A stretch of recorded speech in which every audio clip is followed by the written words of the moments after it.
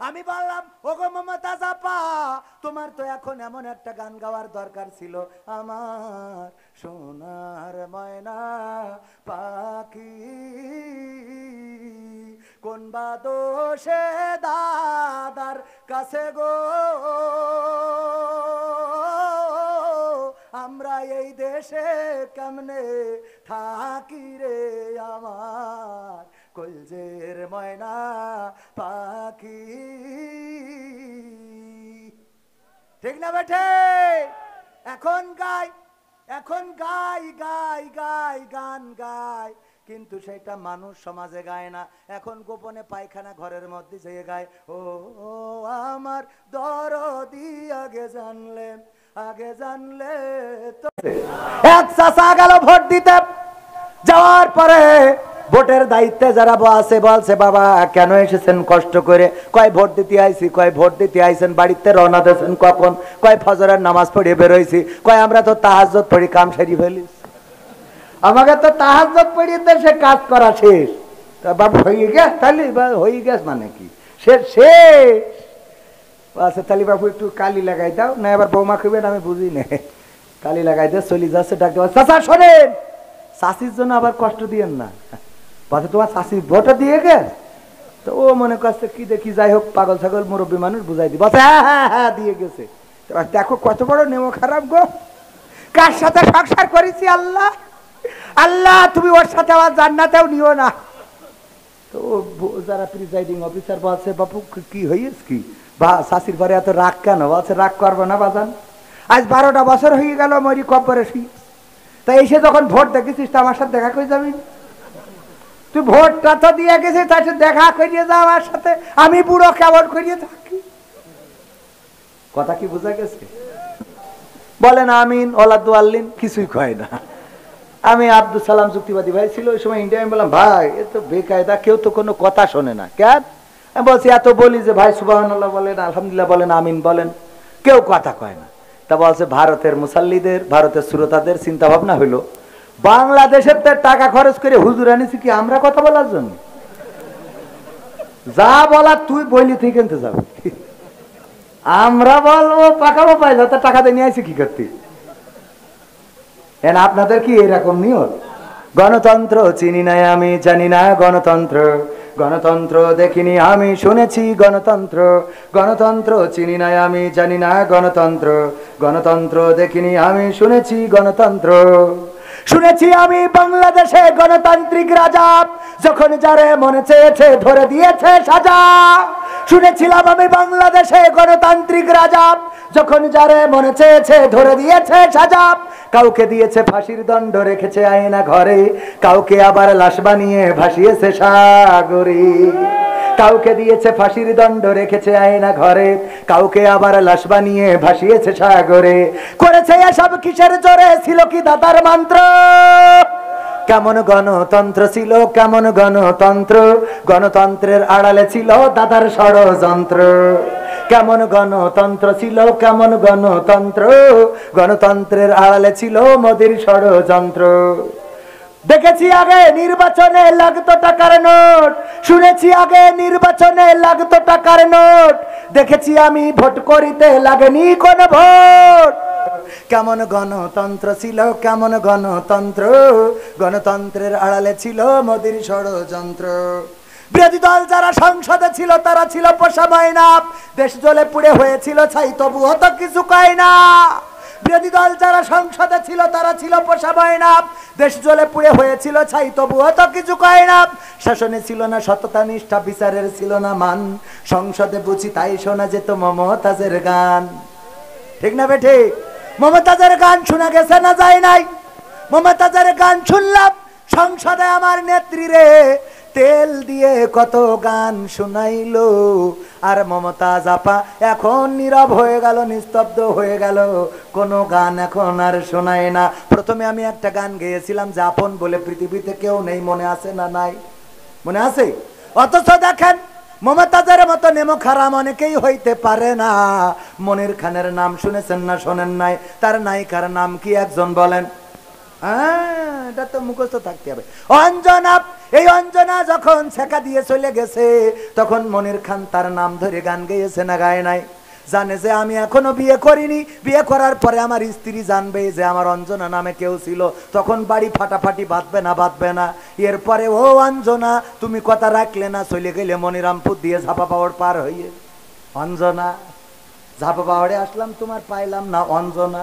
সব নাস্তাগফিরুহুম ওয়া নু'মিনু বিহি ওয়া নাতাওয়াক্কালু আলাইহি ওয়া নাউযু বিল্লাহি মিন শুরুরি আনফুসিনা ومن سيئات أعمالنا من يهده الله فلا مضل له ومن يضلله فلا هادي له ونشهد أن لا إله إلا الله ونشهد أن سيدنا محمدا عبده ورسوله الذي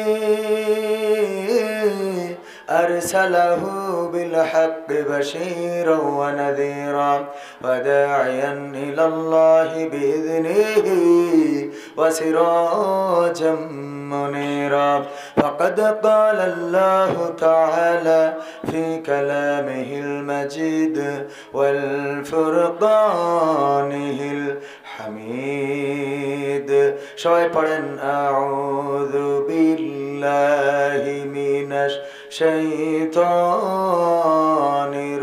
الرجيم بسم الله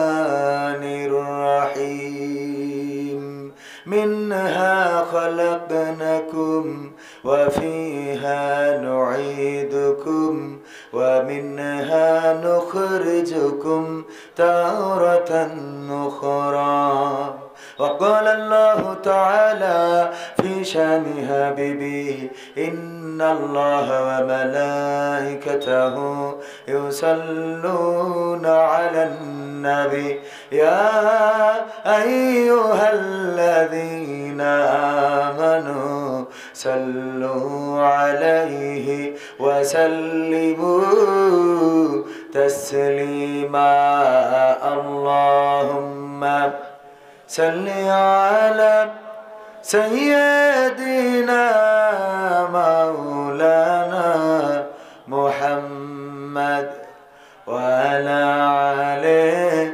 سيدنا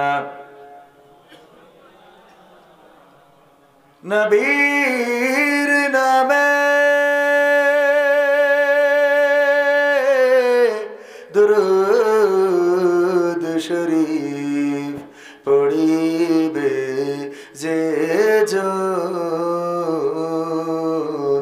তার জন্যে যে হারাম হবে জাহান্নামের আগুন আল্লাহুম্মা সাল্লি আলা سيدنا مولانا محمد وعلى آله سيدنا আপন আপন বলিস কারে কেউ তো আপন হয় না আপন আপন বলিস কারে কেউ তো আপন হয় না স্বার্থ ছাড়া এই ভুবনে আপন তো কেউ রহে না স্বার্থ ছাড়া এই ভুবনে আপন তো কেউ রহে না আপন আপন বলো কারে কেউ তো আপন হয় না আপন আপন বলো কারে কেউ তো আপন হয় না স্বার্থ ছাড়া এই ভুবনে আপন তো কেউ রহে না স্বার্থ ছাড়া এই ভুবনে আপন তো কেউ রহে না চোখ বুঝিয়া ভাবরে মন কে তোর আপন জন ভালোবাসা পাওয়ার জন্যে আছে কি কারণ চোখ বুঝিয়া ভাব মানুষ কে তোমার আপন জন ভালোবাসা পাওয়ার জন্যে আছে কি কারণ? চোখের আড়াল হলে দেখিস, চোখের আড়াল হয়ে দেখিস, তোর কথা কেউ কই না। স্বার্থ ছাড়া এই ভুবনে আপন তো কেউ রয় না। স্বার্থ ছাড়া এই ভুবনে আপন তো কেউ রয় না। কার জন্যে তোর ভালোবাসা, টাকা ঘর আর বাড়ি, মরার পরে কবরেতে রাখবে তাড়াতাড়ি। কার জন্যে এই ভালোবাসা, টাকা ঘর আর বাড়ি,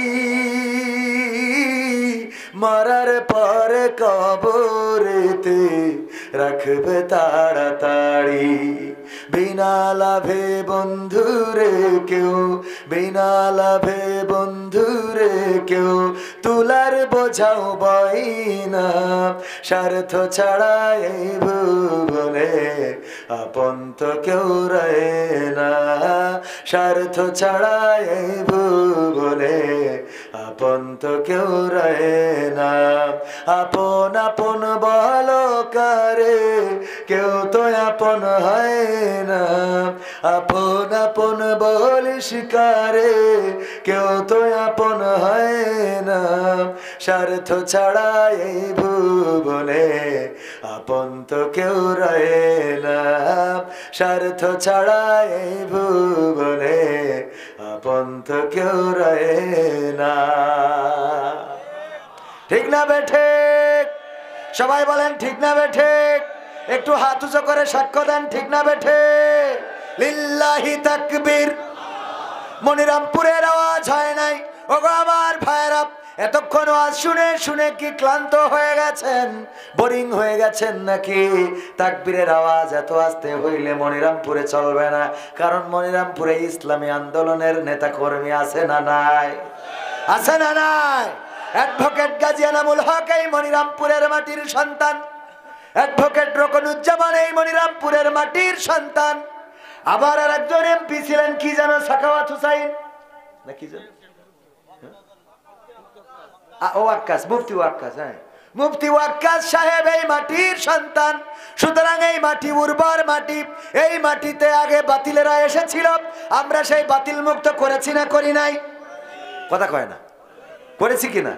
সুতরাং এখন কথায় আওয়াজ হবে নাকি আসতে হবে?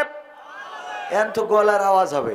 আরে বাবা, কুত্তাও দেখবেন যে মালিক থাকলে ঘেউ ঘেউ জোরে করে, ঠিক না বে ঠিক? তো যদি মালিক থাকলে কুকুরেরও পাওয়ার বেড়ে যায়, আর আমরা রবের মতো মালিক থাকতে, আল্লাহর মতো মালিক থাকতে আমাদের কণ্ঠের আওয়াজ যদি কমে যায়, তাহলে বুঝে নিতে হবে আমরা আল্লাহকে এখন অভিভাবক মানতে পারি না। ঠিক না বে ঠিক? আল্লাহকে যে অভিভাবক মানবে সে জেলখানায় যেই বলবে না, ঠিক না বে ঠিক? দোয়া চাচ্ছে না, চাচ্ছে না?